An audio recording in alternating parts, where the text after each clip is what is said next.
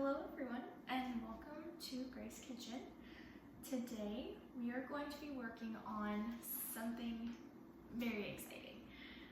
I have tried countless different recipes to make sourdough discard crackers, and every single time they've turned out really good the first day, and then the following day they're not as crunchy. It almost seemed as if it needed a little bit more time in the oven to really crisp them up, but no matter how long I baked them, they just weren't that great the next day until I tried this recipe.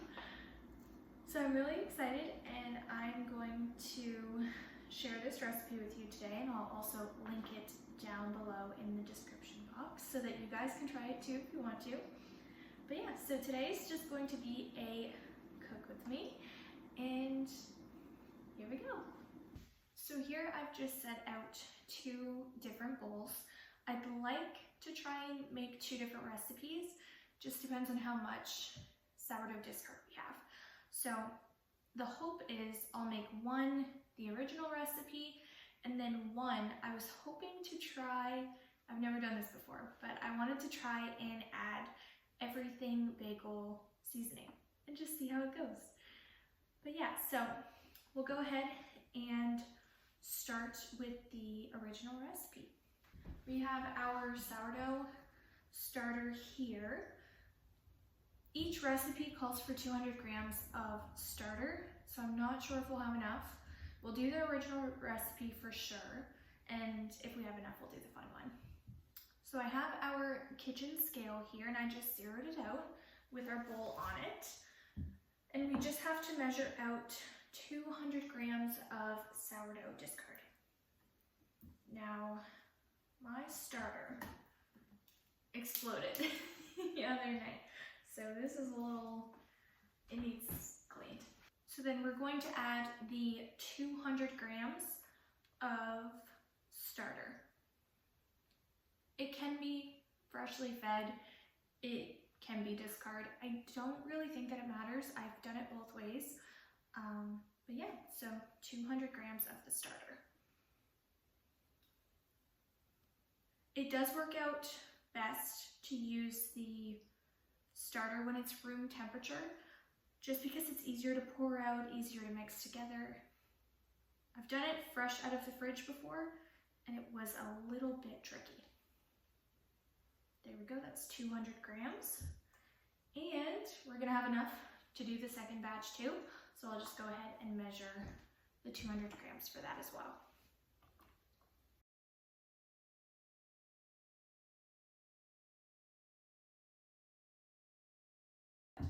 200 grams. Okay, so for the first batch, we're going to be adding 3 tablespoons of sesame seeds. I'm not sure if I have 3 tablespoons in here, so I might just end up doing whatever I have left.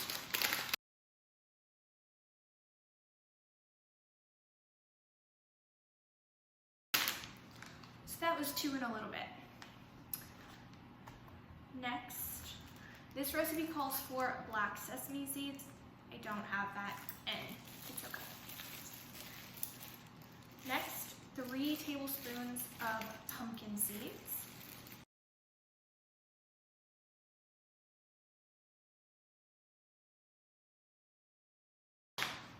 The next ingredient is 3 tablespoons of hemp seeds.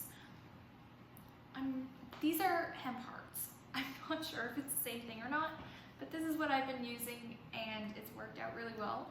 And if anything, it just gives a good bit of protein.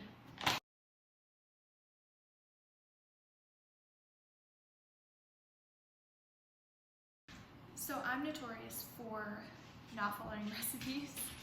So this one, it's not a crazy ingredient. It's just some garlic powder. We're just gonna add a little bit. I just find gives them just a little extra flavor. Just a little. And then the final ingredient is just some salt, and we're going to be using this Celtic sea salt.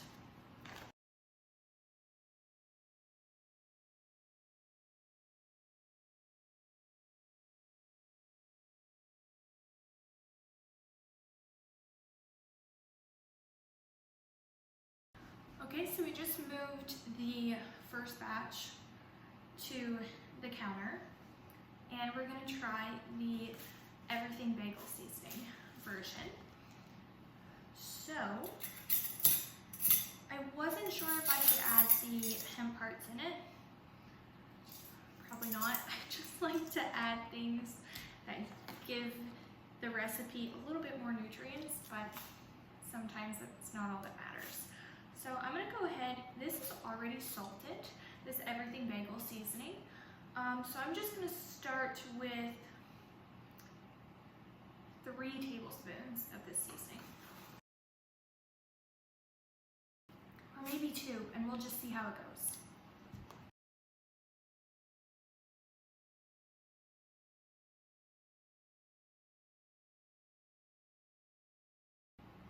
I think we're gonna play it safe and keep it as the 2 tablespoons. You definitely can't see that. But where there's already salt mixed in with this seasoning, I don't want them to be over salted. So, and then actually, once we put them on the pan and you spread them out thin, you can actually take this seasoning and we'll just give it a light sprinkle on top. That's what we'll do. Okay, so now that is literally it. So now we just have to get both of our pans out, and we will just spread the little mixture on the pans very, very thinly. Okay.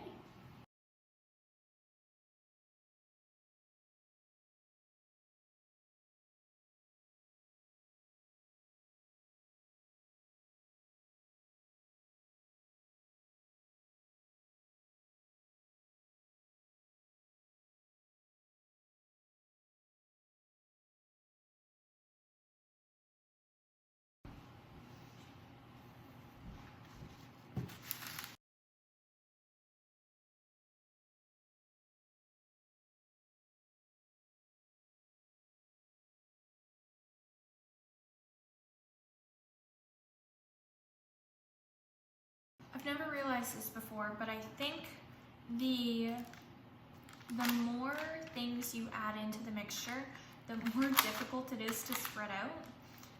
I was just spreading the everything bagel seasoning one and was just like, wow, this is going on so easy. No, so the more ingredients you add, the harder it is to spread. But just try your best, and I will too. And we'll just try and get it as thin as possible here.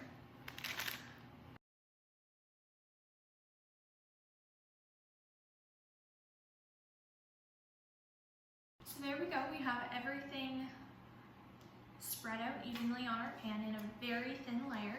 So now what we're just gonna want to do is put a little bit of a topping. So I'll do what I said before, and I'll sprinkle a little bit more of the bagel seasoning on the bagel one, of course. So I'll just do a light sprinkle.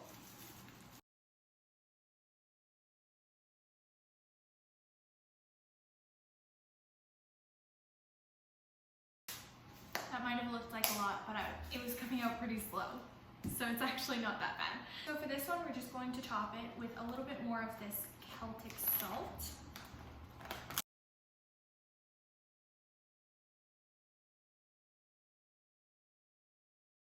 Okay, that's perfect. So our oven is up to temperature now.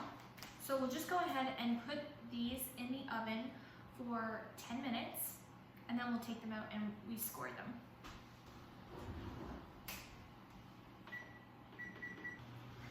So now that our 10-minute timer is up, we're just gonna go ahead and score our crackers with a pizza cutter. You can use a knife too. I just find that the pizza cutter is just easier.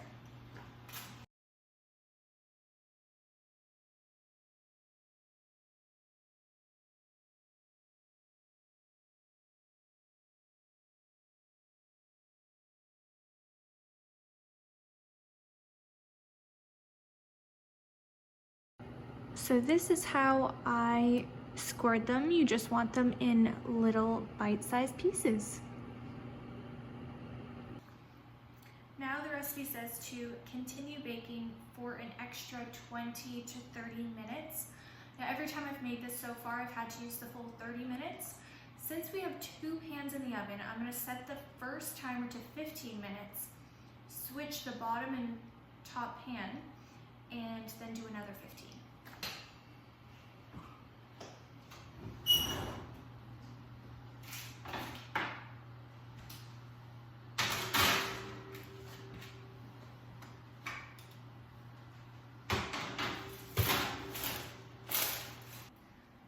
So these are in the oven, and I ended up cooking them for 35 minutes instead of the 30.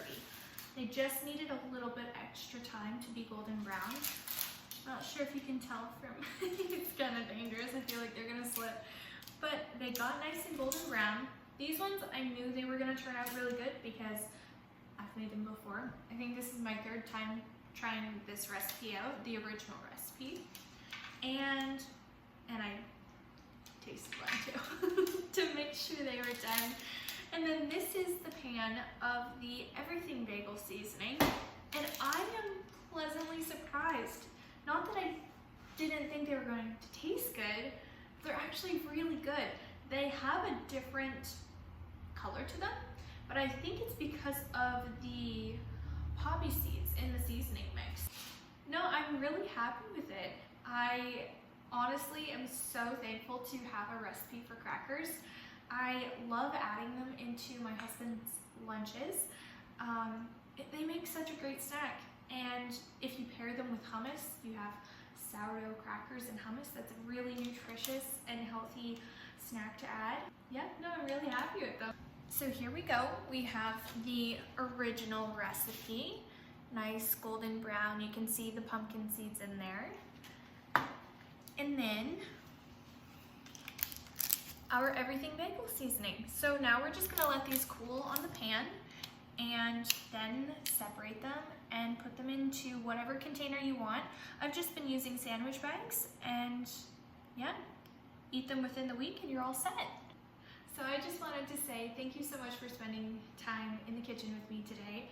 It was super fun. I am very excited to have a sourdough discard cracker recipe in my arsenal now, and I will be using this on a weekly basis for sure. I'm just so incredibly happy with how these turned out, and we have been, like I said, this is my 3rd time making this batch here, the original recipe at least, and they're gone within a couple of days. They're definitely a winning recipe for sure. And again, I'll link it down below so that you guys can try it if you'd like to. So thanks so much for spending time with me today in the kitchen, and I'll see you in my next video. Bye!